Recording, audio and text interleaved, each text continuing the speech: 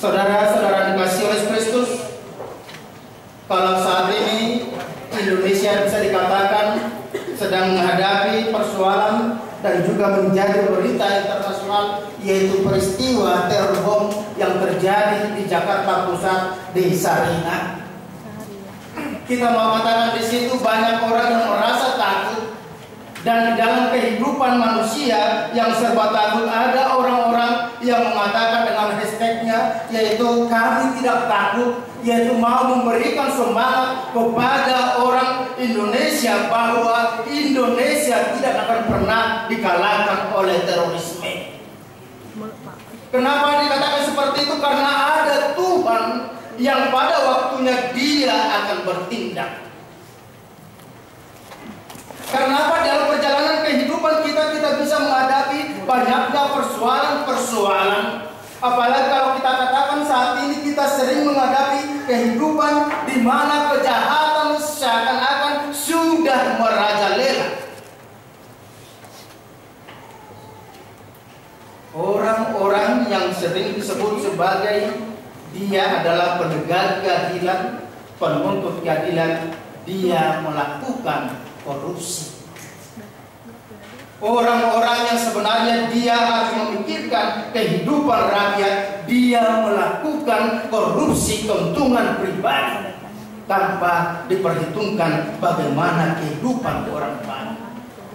Orang-orang dengan mengatasnamakan agama mencoba untuk memuaskan hasrat keinginan dengan ajaran yang dia terima, sehingga dia tidak peduli dengan apa yang disebut dengan kehidupan orang banyak. Sehingga dia setiap saat, kalau kita baca ayat 5 dikatakan di situ, kejahatan dirancangkannya di tempat tidurnya, ia menempatkan dirinya di jalan yang tidak baik, apa yang jahat tidak ditolaknya. Orang-orang jahat sering di dalam kehidupannya dia hanya berpikir jahat, berpikir untuk melakukan kejahatan-kejahatan dan tidak peduli lagi dengan apa yang disebut kehendak Tuhan. Itulah yang terjadi dalam kehidupan Raja Daud pada waktu itu, ketika dia melihat dalam perjalanan kehidupannya begitu banyaknya persoalan, begitu banyaknya tantangan yang dia hadapi. Karena apa? Orang-orang Israel sudah melakukan ketidakadilan. Kalau Amos mengatakan, Nabi Amos mengatakan bahwa umat Israel banyak yang datang ke gereja, mereka melakukan apa yang disebut memberikan persembahan, mereka memuji. Tetapi seperti yang dikatakan oleh Tuhan, aku jijik dengan persembahan, aku jijik dengan acara-acara ibadahmu. Karena apa? Hati mereka tidak ikut serta dalam ibadah. Ibadah mereka lakukan hanya sebagai rutinitas. Kehidupan mereka berikutnya adalah kehidupan yang mencoba untuk merancangkan kejahatan-kejahatan. Dikatakan di situ, di tempat tidur. Yang seharusnya tempat tidur adalah tempat untuk istirahat, supaya kita memperoleh tenaga yang baru melaksanakan kegiatan besoknya. Tapi di situ dikatakan kejahatan mereka sudah sampai ke tempat tidur. Dan itulah yang terjadi. Oleh karena itu Daud merasa takut. Banyak orang-orang senantiasa setia kepada Tuhan merasa takut akan kehidupan yang mereka akan hadapi ke depan. Tetapi disitulah Daud mengatakan, walaupun dia merasa takut, walaupun dia melihat persoalan-persoalan kejahatan, ketidakadilan itu terjadi, katakan di situ, Daud tidak berfokus untuk itu. Dia mencoba mengalihkan penglihatannya, dia mencoba mengalihkan kehidupannya dari persoalan, dari masalah kepada Tuhan. Ada sebuah ajakan dikatakan oleh seorang percaya demikian, ketika kita pergi ke taman bunga, atau mungkin ketika kita nanti pergi ke situ, lihat itu daun-daun di situ, jangan terfokus melihat daun-daunan yang gugur, yang mungkin sudah busuk, sebagian sudah bau, tetapi alihkan penglihatan ke sini, Lihat, masih ada kumbang-kumbang di situ, masih ada kupu-kupu, masih ada tunas-tunas baru di bawah tumpukan daun-daun itu. Sehingga kita akan senantiasa melihat bahwa taman itu adalah satu kehidupan. Jangan pernah terfokus kepada persoalan yang ada, tapi alihkan pikiranmu kepada Tuhan. Dan itulah yang dikatakan oleh firman Tuhan kepada kita saat ini.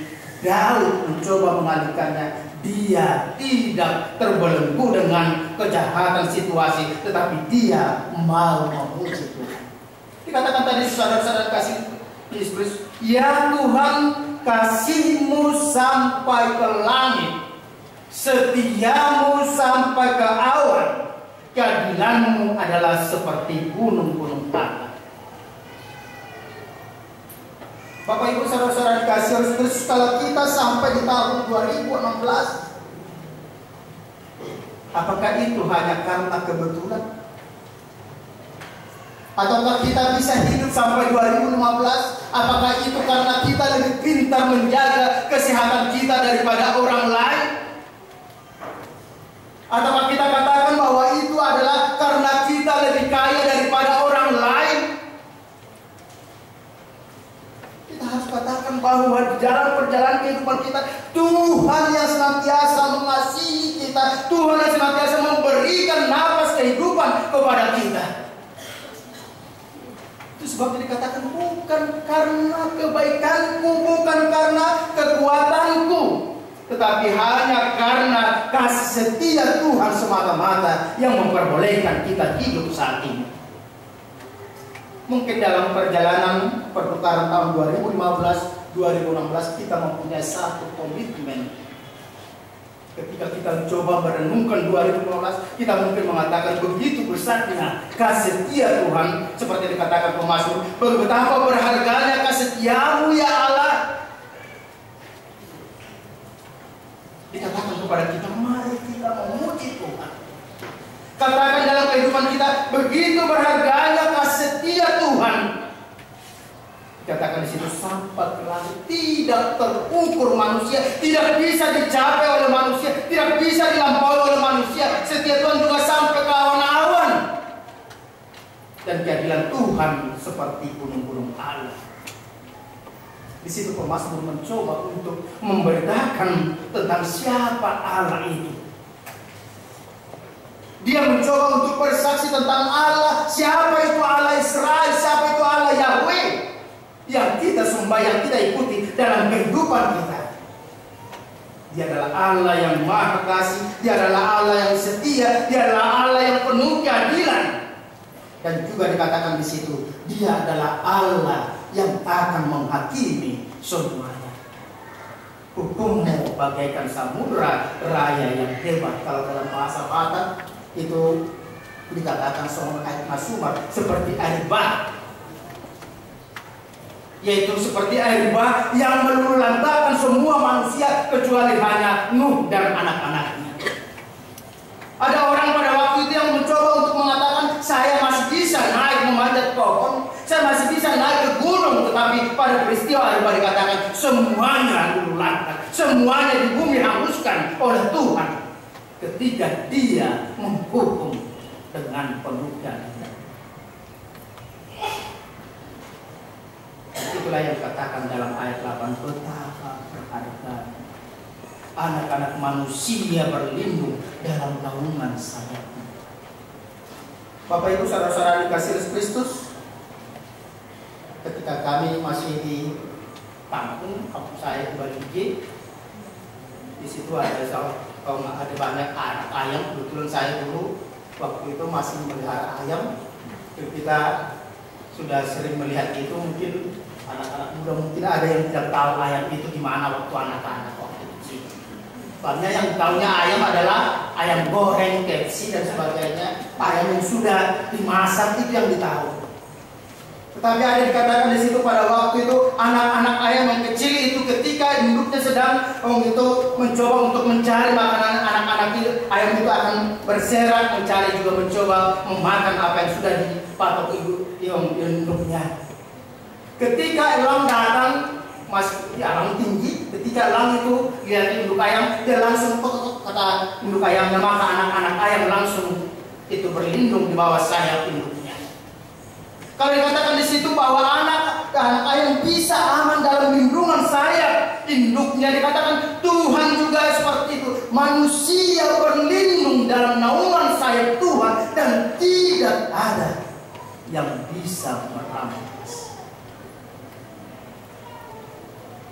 Mungkin itu yang dipakai oleh anak-anak muda dengan kelompok yang disebut dengan hashtag kami tidak takut. Karena apa? Tuhan yang hidup. Tuhan yang hidup akan bertindak. Tuhan yang hidup tidak akan membiarkan kejahatan terus memperoleh kemenangan. Kita mau berlindung di bawah naungan sayap Tuhan. Ketika kita berlindung di bawah naungan sayap Tuhan, kita akan merasa aman. Tetapi bukan hanya perasaan aman yang disediakan Tuhan, yang diberikan oleh Tuhan. Itu yang dikatakan oleh pemazmur, dikatakan mereka mengenyangkan dirinya dengan lemak di rumahmu, engkau memberi mereka minum dari sungai kesenanganmu. Pemazmur mencoba mengatakan bahwa Tuhan bukanlah hanya Tuhan yang menciptakan. Nanti kita akan mengaku iman percaya kita. Dan di situ dikatakan ketika kita mengatakan aku percaya kepada Allah Bapa, di situ dikatakan bahwa kita mengakui bahwa ada Tuhan yang menciptakan kita, ada Tuhan yang memelihara kita, bukan hanya mencipta, tetapi Dia memelihara, Dia menyediakan segala keperluan kita.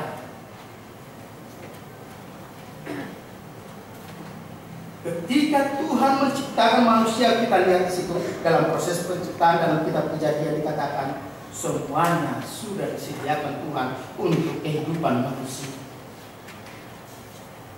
Tuhan menciptakan bulu tumbuh-tumbuhan, Tuhan menciptakan binatang-binatang, Tuhan menciptakan ikan-ikan, baru diciptakan manusia dan diberikan kuasa kepada manusia. Kalau kita katakan Tuhan begitu menyediakan, Tuhan begitu peduli dalam kehidupan kita. Dan itu juga yang dikatakan dalam pembacaan firman yang ada yang pertama tadi dalam epistel kita, yaitu Yohanes 2 ayat 1 sampai 11 tentang mujizat di Kana. Ini anak-anak muda, coba kamu mau tanya, ini anak-anak muda baik perempuan maupun laki-laki, coba angkat tangan dulu yang masih muda, yang belum nikah, coba dulu. Yang belum menikah, ada yang sudah berumur ya. Kenapa belum menikah? Karena ketika saya sering bertanya kepada anak-anak muda, dikatakan dari pacarmu ada siapa? Katanya, kapan menikahnya? Nantilah lihat dulu, aku mau kasih makan. Akan pakai rumah kasih makan apa? Menikah itu bukan hanya keinginan manusia, walaupun ibu kita cerewet setiap saat ya.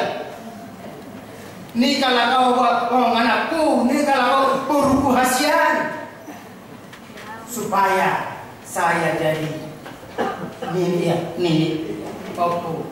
Supaya saya nanti kalau istilah orang Batak dikatakan supaya kalau saya mati sudah bisa maralaman. Kalau maralaman ada acara adatnya dibawa dari rumah ke keluar, itu namanya maralaman. Tidak semua orang maralaman. Orang yang sudah optimal itu katakan. Orang-orang anak-anak muda sering di dalam kehidupannya dikatakan dia menikah seakan-akan itu hanya kepentingan orang tua. Padahal itu adalah seturut firman Tuhan. Bahwa nanti anak-anak muda baca itu Kejadian 1 ayat 26. Ketika Tuhan juga belum menciptakan manusia, sudah dikatakan diciptakan laki dan perempuan. Kejadian 2:18. Oleh karena itu tidak baik manusia kalau seorang diri saja akan menjadikan pengolok baginya yang sebagainya. Oleh karena itu laki-laki akan meninggalkan ayah dan ibunya untuk bersatu dengan istrinya sehingga keduanya menjadi satu. Itu adalah seturut dengan firman Tuhan. Peristiwa di Kana terjadinya mujizat air menjadi anggur. Dalam peristiwa perkawinan dikatakan di situ Allah Tuhan Yesus peduli dengan kebutuhan keluarga keluarga baru. Tetapi ada syaratnya. Ketika mereka dan juga orang-orang di sekitar mereka mau mengikuti apa yang dikatakan oleh Tuhan. Janganlah menikah hanya karena NBI. Janganlah hanya karena untuk menikah dengan beralih agama. Tetapi menikahlah seturut dengan kehendak Tuhan dan percayakan Tuhan peduli.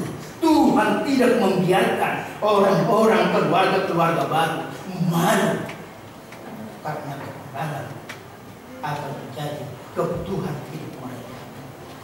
Itu yang dikatakan dalam firman Tuhan pada saat ini. Dikatakan mereka mengenyangkan dirinya dengan lemak di rumah. Mereka memberi mereka minum dari sungai kesenangan. Bagaimana kita ingatkan Tuhan itu sangat peduli dengan keluarga baik. Dia menjadikan anggur terbaik. Tetapi di situ juga diingatkan persoalan kita hadapi saat ini, keluarga baru hancur hanya karena hasutan daripada ibu-ibu mertua, ibu orang tua dan juga bapak-bapak.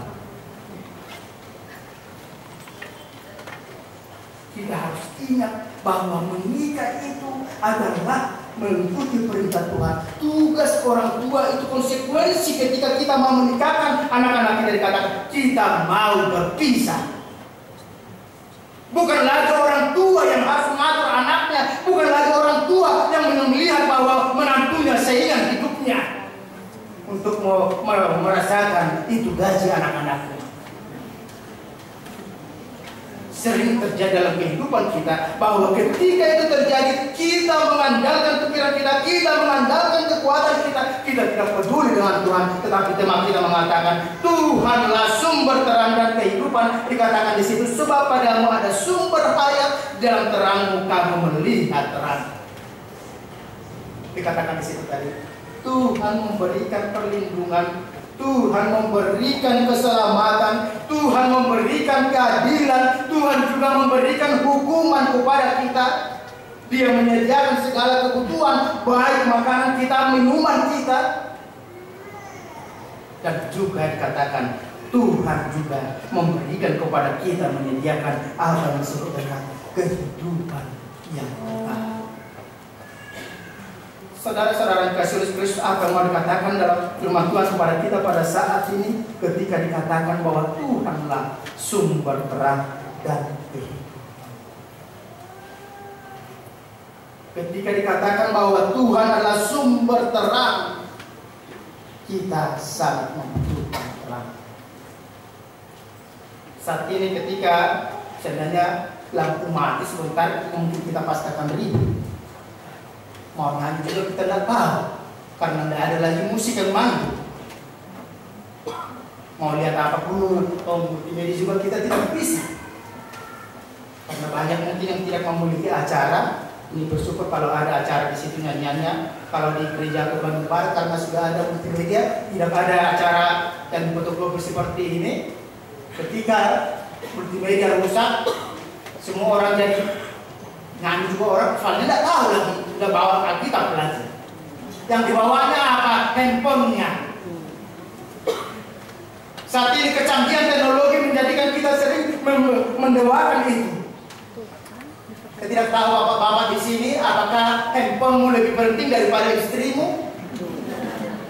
Itu bisa terjadi. Kenapa kita katakan di situ? Ketika handphone si bapak tinggal di rumah, udah jalan macet, si bapak akan pergi ngambil itu handphone. Tapi ketika istrinya tinggal di rumah terlambat karena salon, ada di situ naik angkot mati.